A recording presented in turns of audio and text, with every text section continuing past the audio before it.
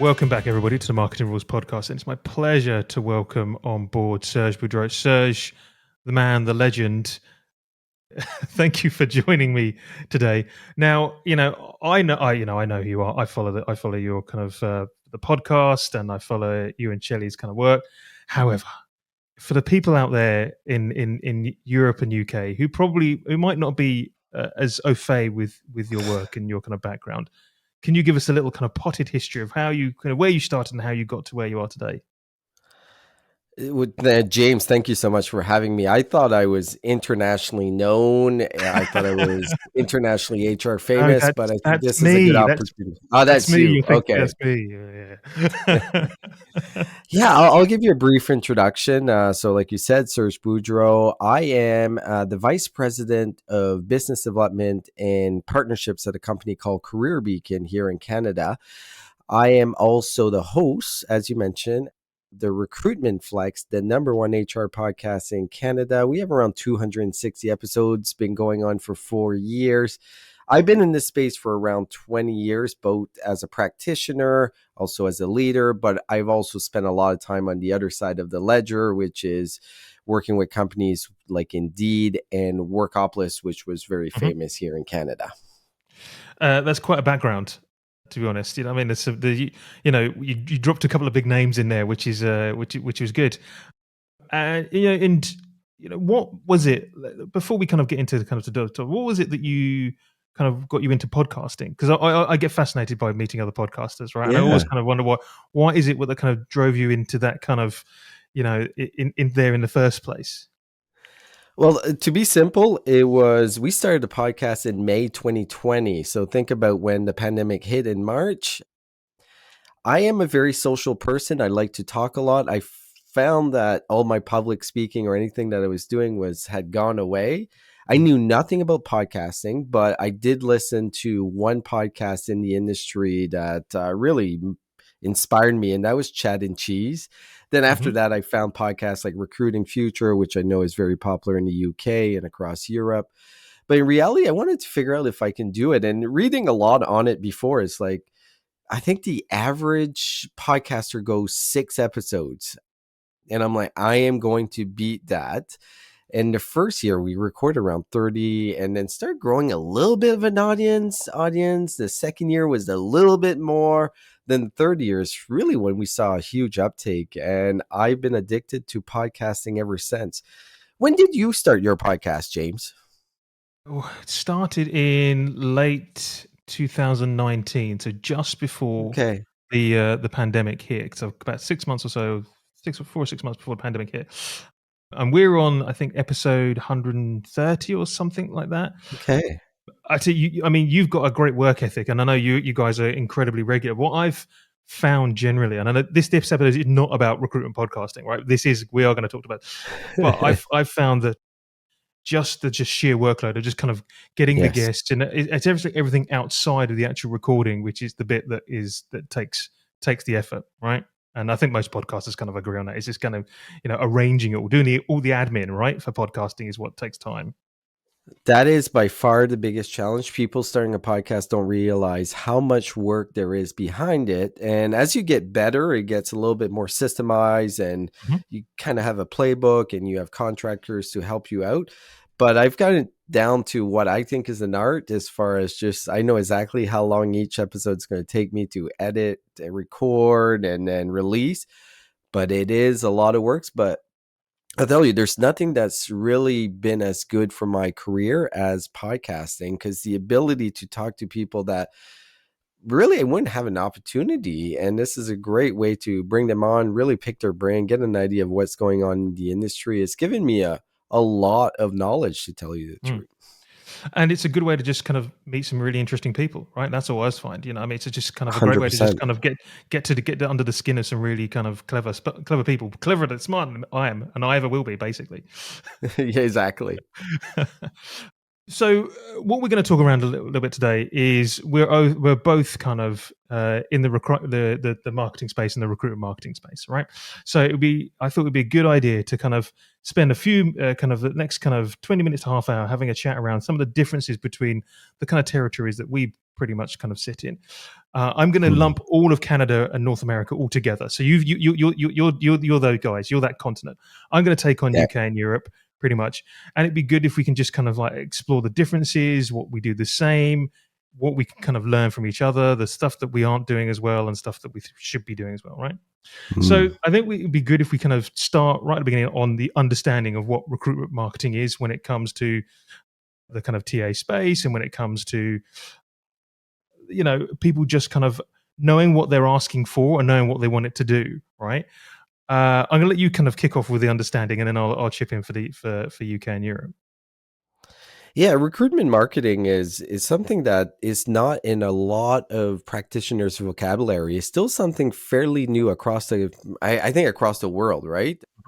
Recruitment marketing has always happened, but actually for us to name it and have it as a function, I would say it's the last 10 to 15 years where we've seen a really big difference. And I think that difference has come because of the talent scarcity. Really, the mismatch of the labor market has caused a lot of companies to consider, hey, just posting a job ad, my job description on a job board randomly and getting hundreds of applicants, those days are gone. You have to be in a position to differentiate your company and show why this is the best place to work. And I think recruitment marketing compared to, say, marketing is a little bit different.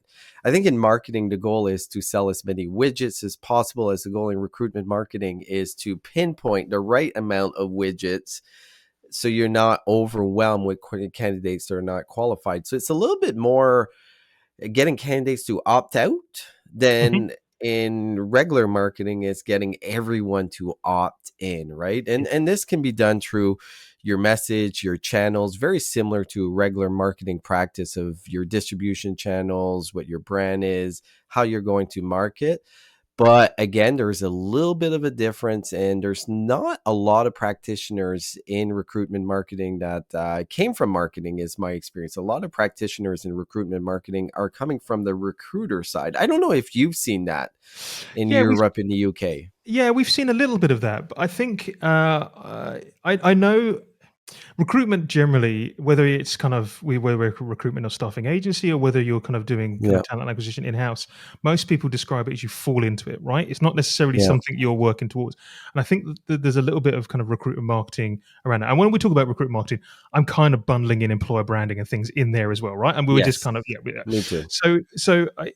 that is it's something that I don't think anyone sets out probably to kind of get into, but and I don't think over here definitely there's one or two practitioners from who have kind of come from being actual recruiters, but at most kind of come in who've maybe kind of become have got like marketing degrees and then kind of moved Yeah, into this space, or were marketeers within a industry that is being recruited into, where they have had a contact and then have moved into the kind of the TA space or moved into the recruitment agency. So I think there's more of kind of I guess I'm going to put in inverted commas actual marketeers doing recruitment yes. marketing in the UK, as Okay. opposed to recruiters who have moved into recruitment marketing.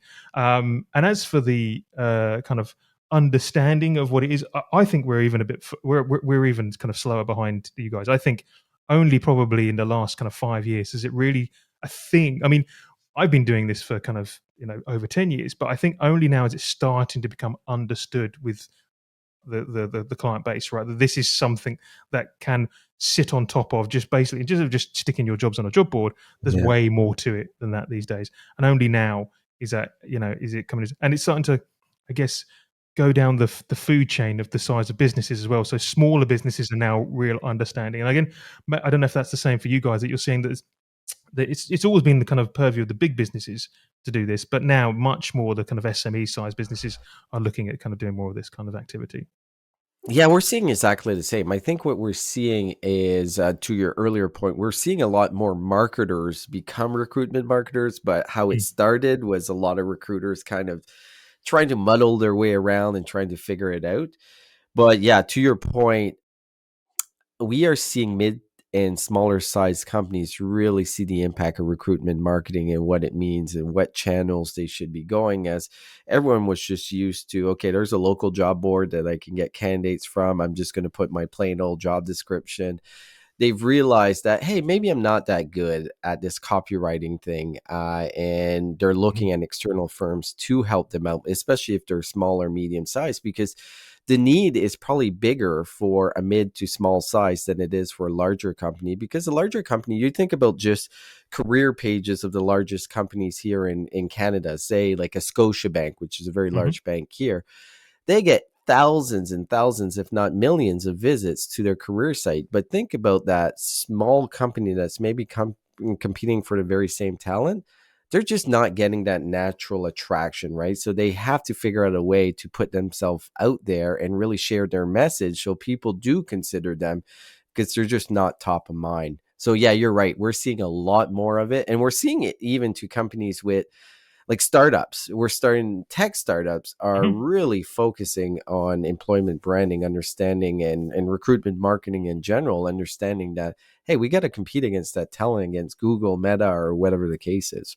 Yeah, and I'm wondering if there's a pull factor at both ends, right? So you've got the larger businesses that they've already Yeah. got a brand, and people are always going to want to have Yep. that on their CV.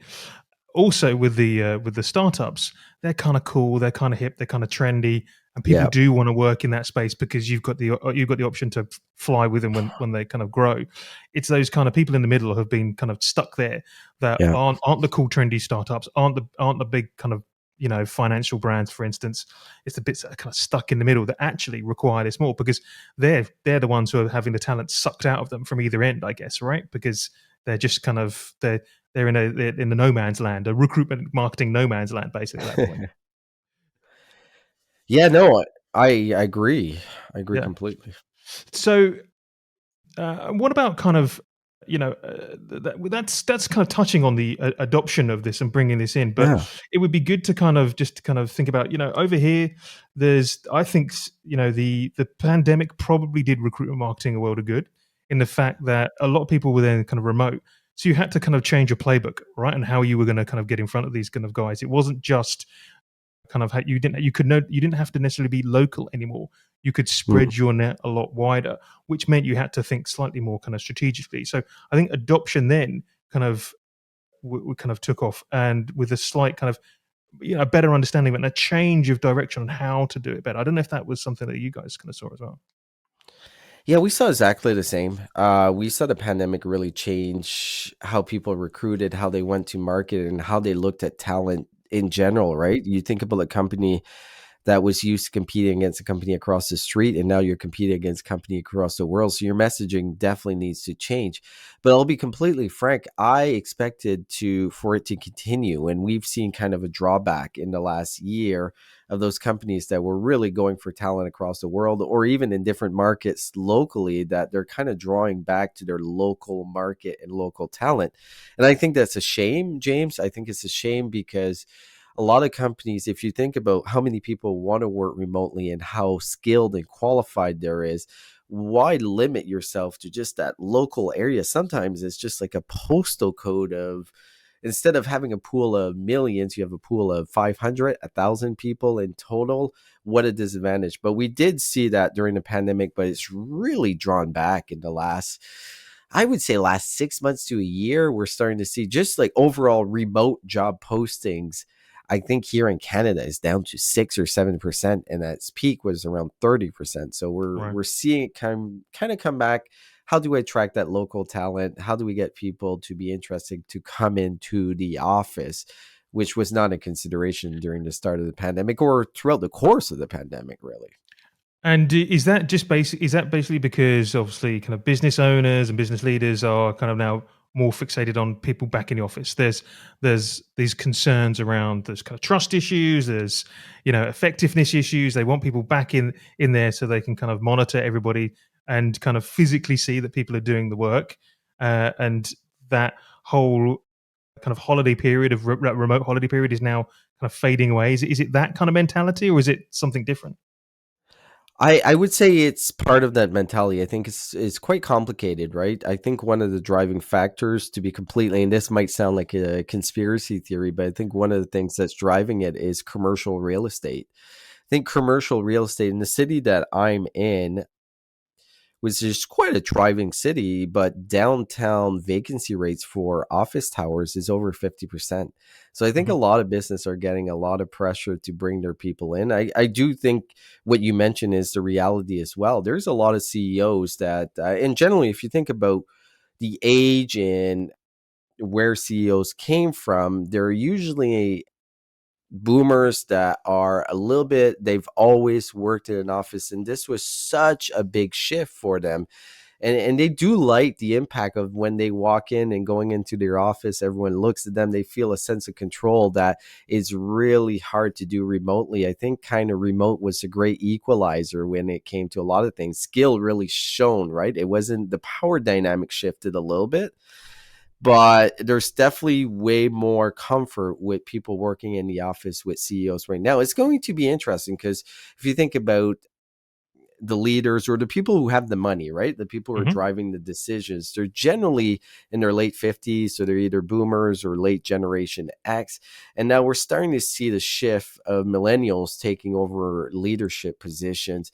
I don't know if it's going to shift back. That's the interesting thing. I think the next 5 to 10 years, we're seeing a lot of highly skilled people really push back of going back in the office full time, but there's really no choice for a lot of these Yeah. companies. And as the dynamic, the power shift, we might see that change. I don't know. It's going to be an interesting 10 years, but I do think commercial real estate and then just the comfort level of doing something for 30 years of your career, then it's disrupted, then you have to go back. I can see that being a challenge for a lot of CEOs and executives. It's a little similar here, I think. I think there are definitely kind of larger businesses kind of downsizing. I think, Yeah. in London, Canary Wharf, is pretty much empty most of the time now. And I Oh, think interesting. some of those bigger businesses and those bigger banks are moving offices because they simply just don't need the space anymore. Mm, Because there's a big push in the UK for people to work kind of 4-day weeks. There's a big push to continue with the remote working. I think it's kind of, just from a kind of diversity and equity and kind of accessibility kind of point of view, that it makes it just easier for people to kind of work that way, i.e. getting certain kind of demographics of the workforce back into work, working mums, etc., those kind of things. So there's big pushes around that. So I think it's definitely a bit more, I was going to say liberal with a small L, right over here when it comes to that yeah. kind of working environment. So, but it's interesting that there's a real kind of push. So I don't know the figures off my head, and most of this is kind of anecdotal from kind of our clients, but I definitely feels like there's a bit of a shift over here towards a much more flexible working. I think that's kind of how it's kind of going over here. Which again, when it comes to kind of marketing your roles and marketing your business and employer branding, is a Yeah. gold mine, right? It's perfect. It's what people want. People kind of want to have the option, if they're going for this job, to be able to work 2 days at home, maybe only work 4 days a week, that kind of thing. Finish and work between kind of so school hours and those kinds of things. All that kind of stuff is now kind of on the table and makes it way easier to sell those kind of vacancies, and kind of build out your kind of and sell your company culture, because if that's what it is, right? Oh, imagine the competitive advantage there is, especially with the groups that you mentioned as well, as far as accessibility, how much easier it is. And it's a workforce that's been underrepresented here in North America and Canada and the US. I'm sure it's the same in Europe. Is like, this was talking about the great equalizer. This was a great equalizer for them as well. And the other group that it had a big impact, and I think we're seeing flexibility, is women in the workforce. And unfortunately, women are still carry the biggest burden when it comes to raising children. So the ability for a flexible schedule and going into work when it's not convenient, but in a way that they can work around the rest of childcare pickup, all those things.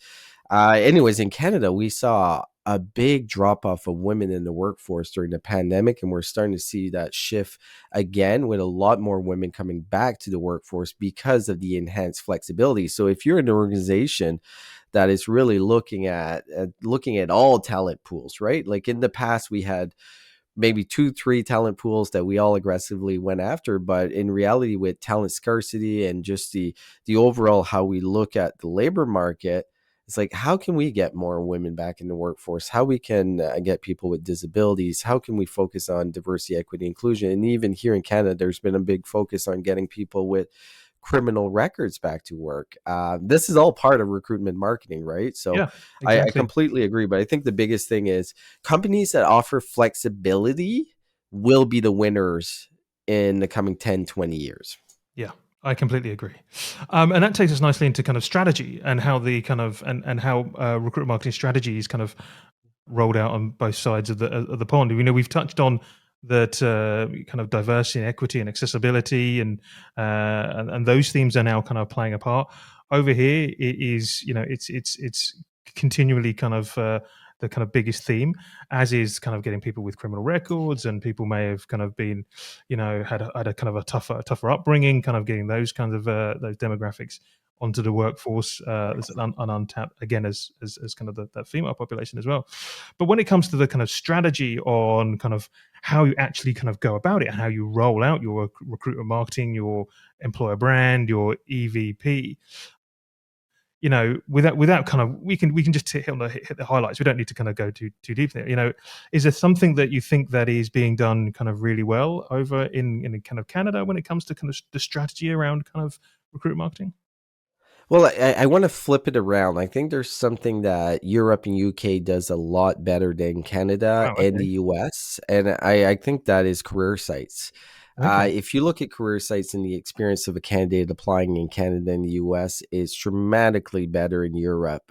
Just going through, I had Bas van de Hattert on my podcast, and he's in Dutch, and he's very involved in career sites. And I had the opportunity just to really dig in. Didn't yeah, understand language in most countries, and I think that's a unique player in Europe that we don't have in Canada and North America as much. Obviously, there's the French language, but the biggest thing that I notice is in Canada, around 95% of sites, you need to register before you start applying, and the drop-off rate on that is tremendous. It's huge.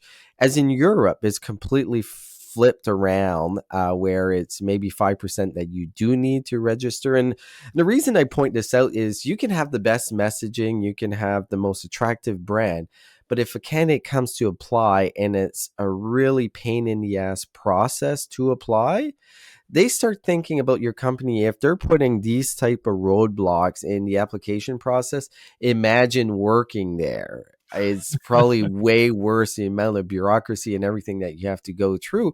So it's a big deterrent. So I want to call out how you guys do that way better than North America. One thing, in if we look at strategy and how we do channel distribution in North America compared to Europe, and I would say US is way more advanced than most of the other parts of the world. They have quite an active economy. Just if you look at how a behemoth they are overall, they're going to do a lot more. But one of the things that they've really taken advantage of, and I'm shocked that the rest of the world hasn't, is programmatic advertising. If you think about programmatic advertising in the recruit in just a regular marketing space, it's been since 1998, around maybe a little bit, maybe 2000. Recruitment marketing, programmatic advertising has really been since, I would say, 2015, and the adoption in the US has been quite high with companies like Appcast, Jovio, PandoLogic.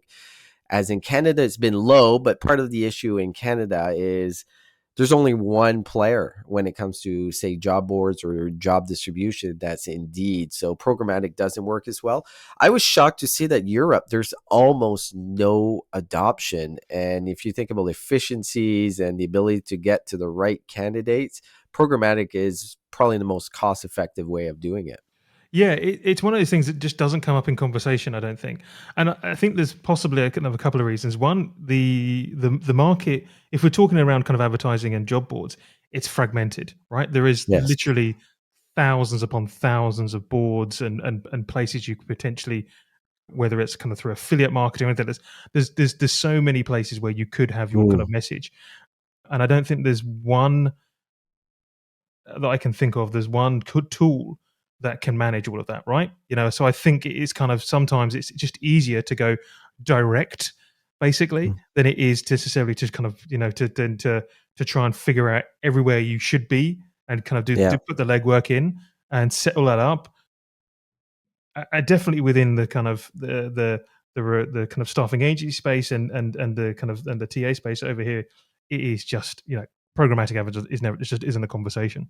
It's which is strange, right? And I guess because because usually I think it's because it's so niche, right? You're so targeted that I don't think it comes Yeah. up when it's kind of a slightly kind of broader, broader audiences that you're after.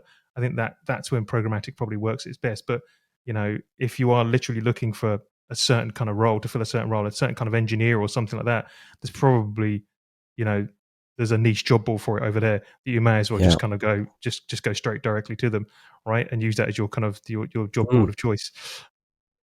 Yeah, which is but it's an interesting point.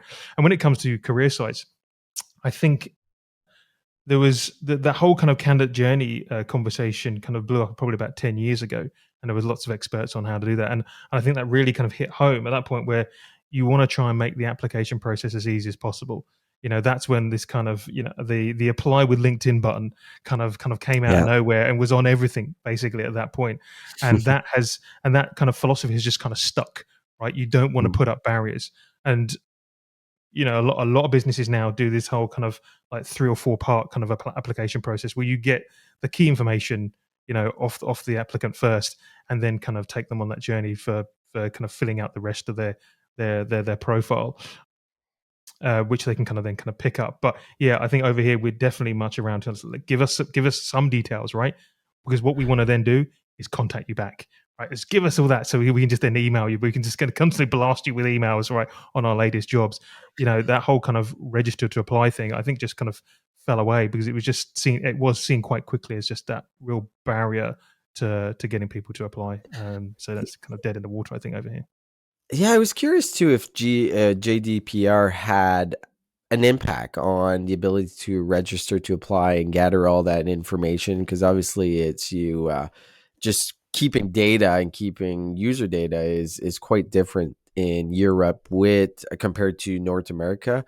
Yeah. And that's the other factor too when they talk about technology and technology that we're leveraging. I heard someone from Silicon Valley say that JDPR was the great equalizer for Europe, right? It gave the opportunity for companies in Europe to catch up with what's happening in the US. I'm not sure, right? Like I don't know enough, but does that have an impact? Because that's a big difference between North America and Europe right now is exactly that legislation or that plan. It was interesting. GDPR kind of like was everywhere for kind of those kind of couple of years running into it, and it was seen as a real kind of chore of an exercise to try and kind of bring Yeah, everybody kind of to make sure everybody was compliant. But like a lot of things, probably not more so in the UK than it is in Europe. There's never any way to enforce a lot of that anyway, right? So the enforcing of it isn't anywhere unless you kind of, and because the enforcers of this legislation only usually go after the big names, right? So the yeah, smaller businesses. So in most cases, it is literally kind of you just have to prove that you're doing your best. Basically, in those yeah. situations, you don't Okay. necessarily have to do everything by the book. And I think most people, what they did is there's a statement when you're kind of handing over your kind of data to say, yeah, I agree for this to be used. I don't want it for marketing, but I do agree for you to use this to kind of for this. Some people went to kind of extreme lengths and had literally reams of tick boxes say yes, yes, no, no, yes, yes for these kinds of for these things. But I think that's kind of quickly fallen by the wayside, and there's just a simple statement on most kind of sites when you're handing over your data. Yes, you can use it to contact me about kind of vacancies, or they kind of like, or don't apply for the vacancy. Right? That's the kind Yeah. of they've just taken that kind of taken that attitude to it, and most people will just hit that box. And rarely have I ever heard of anyone asking for their details to be removed and or handed over all of their kind of information back. I just don't think it kind of happens. It might happen in other industries, but definitely not in the kind of recruitment space, is it? Because you can't get away from it. You've got to hand over your details, right? Yeah. So you can't kind of there's nothing you can do about it. So I think it was a chore, but it's one of those things that kind of quickly dropped off the map. We do it and don't really worry about it too much anymore. Well, I'm glad you gave me that perspective because I always thought that was ruled with an iron fist that if you cross anything, you were in deep trouble. And it kind of goes to like, as you were talking, it talks a little bit about the cultural difference when we talk about register to apply or anything is just, it's a little bit different in how we share our info. And I think it's different between Canada and the US as well. But do you find when it comes to cultural difference in recruiting in North America and the US? So, like, to give you an idea, even the US and Canada is so different. So in the US, you really have to focus on make more money, grow your career. It's very focused on status, right? As in Canada, it's like great place to work. You'll be able to pick up your kids at work, school on time, a lot of flexibility. Like it's more work-life balance. And I'm curious in Europe, are you seeing difference between each country? Because like I look at UK from an external perspective, and I see it a little bit different than maybe Spain and other countries, as UK is more closely aligned to the US when it comes to work ethic and just the overall thought of work, right? Yeah. Do you find a big cultural difference in your messaging, how you approach candidates between all these different areas? Yeah, I mean, there are definitely kind of some subtle and not so subtle kind of differences between those kind of markets on the way that you try to find cultural fit for your kind of workforce and your potential workforce. I think actually from the UK, I think we're probably a little bit different from the US, and I think there's much more a focus on flexible working, right, and that kind Okay. of and the benefits of working, and than there ever was. That kind of whole kind of ethos around, get your kind of you're going to be in this job, get your promotion, make more money. I think that's nowhere near as important as it used to be, because Okay. the benefit of kind of working at this business means you've got these working hours, that kind of thing. I think that's kind of similar in for instance in the Netherlands, but they've always been a little bit ahead of the curve than we have when it comes to kind of work life balance. That's been one of their kind of big things. The differences in some of the other kind of parts of Europe, is it kind of the legislation has kind of dumbed down some of that, and also kind of unionization kind of Yeah. has doesn't kind of it comes into play. So you look at the likes of France, where it's kind of highly unionized. That when you're working in that kind of space, it kind of there's a different mentality and a different way you kind of go out to the market. So yeah, there are kind of definitely kind of subtle differences. I mean, I can't speak for it. I don't know all the different kind of how each kind of country. I don't know what it's like in Poland, for instance, something like that. But I definitely know our kind of neighbours. There's these subtle differences, but it's driven by internal factors, right? I.e. unions, i.e. just kind of culture. You know, the economy. If you look at kind of Germany, and kind of the economy isn't great there in a minute. So people are just kind of wanting a job, not necessarily the best job, right? So I think there's that kind of mentality at the moment. Unions is a very interesting point because there's a mixture here in Canada and the US, as you see countries like France, obviously heavily unionized. But are unions attractive to job seekers overall in these countries? Is it if I'm in France as a job seeker, would I prefer working for a union company or not? Here in Canada, it's a mixture, right? A lot of people do not want to work for a union, as I don't see the same in Europe, but again, I'm judging from afar. Well, in France, because the unions hold so much power, then you probably do want to be kind of part of the kind of Yeah. organizations, and the fact that all the unions are kind of joined up as well, right? There's a kind of Mm. it's quite you can't necessarily just put on a general strike, but when one union kind of goes on strike, then the other ones are probably kind of not too far behind. And interesting, I wouldn't have normally said it was like that in the UK. That I would, but there's definitely industries that are highly kind of unionized, and I think there is something in the pull factor and the recruitment factor of being part of that larger group, whether you are in healthcare, whether you're in education, in the kind of frontline services.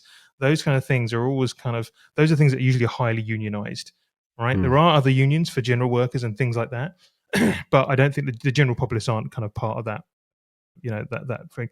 But definitely, I mean, you'll have probably seen in the news that we've had strikes for the last kind of couple of Mm. years with our healthcare workers, our transport workers, and there has been a knock-on effect that it started a slight ripple that one kind of started to strike, then the others started to kind of start to strike as well.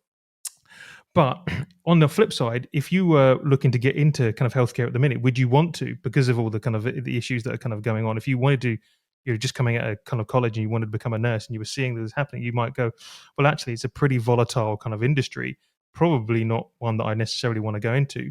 Don't get paid a huge amount because that's what they're striking around.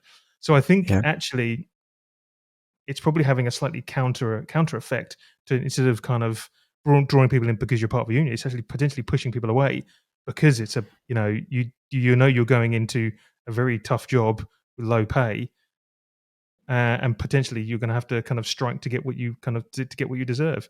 So I'm wondering if there's a push factor, instead of a pull factor. Well, I think what it created is a little bit of a different market as well. If you think about going into nursing, a lot of nurses who are new to the field go work for companies that you travel, right? So a travel nurse, you think about you're going in different markets at different time. The pay is completely different. So obviously, if you're young and flexible, yeah, you're going to do that. Not even bother about unions, right? Here in Canada, anyways. I don't know. It might be different in Europe and the UK, but we're seeing kind of a whole new subset of workers that are independent. And we talk about like how the world of work has changed in the last couple of years. I think that's the biggest one is like the gig economy. And Mm-hmm. the gig, I'm going to give it a really broad, so these are contractors, but Yeah. exactly to that point of if I'm coming into a sector and it's very challenging, low pay, union strife, all of these things, I'm like, what are my options? Yeah, I'll travel to Canada or travel to Australia, be a nurse for a year, make double the amount of money. I have that flexibility. So I think the next 5 to 10 years is going to be interesting how the division of labor goes, right? Mm-hmm. A lot of people want to work for themselves. And I think that's like, honestly, I think that's going to be the norm in 20 years from now, that we're going to see people being contractors a lot more than just that security of working for an employer. Because you think about our parents, like my dad worked for the same company for 30, 40 years, I believe so. That's just not the norm anymore. That's not the expectation. So people are just thinking of work in a different way. So when we talk about attracting people, there's definitely ways that we can do it now that we couldn't. It's opened up a whole new economy, a whole new way of working. Yeah, it amazes me why some businesses have never kind of adopted that kind of style. It's like, I know when when we reach out to businesses who are saying, "Look, we're advertising this role." It's like, well, have you considered doing it instead of it being a permanent full-time role? What Yeah. about splitting it? What about doing a bit more with it? You know, what I mean, opening yourself up to kind of a bit, a bigger candidate base, basically, instead of just kind of pinning yourself down, because that can be some of the things that kind of word full-time and permanent might be something that is just going to, whether it was kind of a fixed term contract or something like that, for roles that would never normally have been thought of like that, right? Where, but yeah, I think it would be interesting and see how that all kind of works out. Yeah, and that influence of the gig economy onto the kind of the wider workforce would be interesting. And I think the businesses that do go down that route are probably going to find themselves getting way better quality and effective candidates than they probably would have if they were just kind of holding themselves back. And it's interesting we kind of talk around kind of money and things like that, because I wanted to kind of finish off on talking around kind of investment in recruiter marketing, because what we have seen over the last kind of couple of years, that as the understanding has kind of got better, as the adoption has got better, investment has kind of grown as well, where people realize, right, well, we need to actually, we want to do all this, but we actually want to put some money into it. We're going to put some budget behind it as well. So with that might include, we're going to have someone internally working this. We're going to outsource this to a business like Thinking Circles or whatever. You know, have you seen the kind of just an increase in investment and kind of money being put into that space?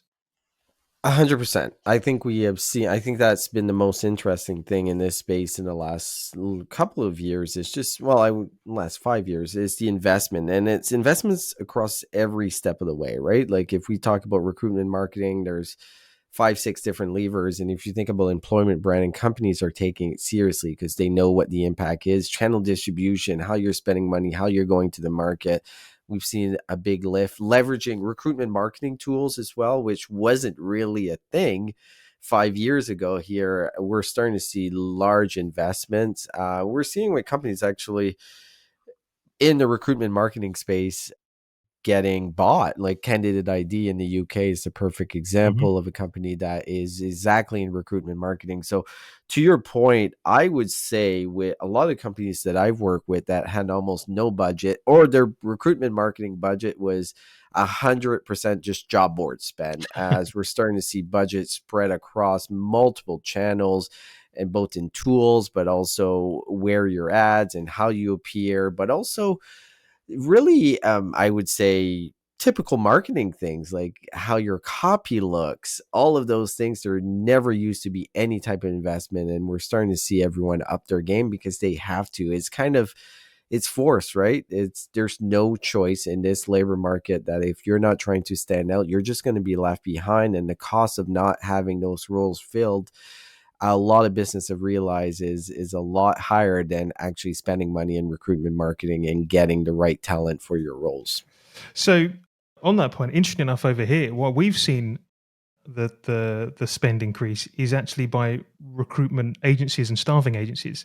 They were the Okay. first ones to kind of really start to spend a lot more money on recruitment marketing, as opposed to the clients that they're working for, who could be kind of who are struggling obviously to find roles, who are then using recruitment agencies to them. But the agencies have got their own. We've seen agencies of all varying sizes, very small, have their own internal recruitment marketeers, right? And it's definitely now a space that is really, really kind of really growing.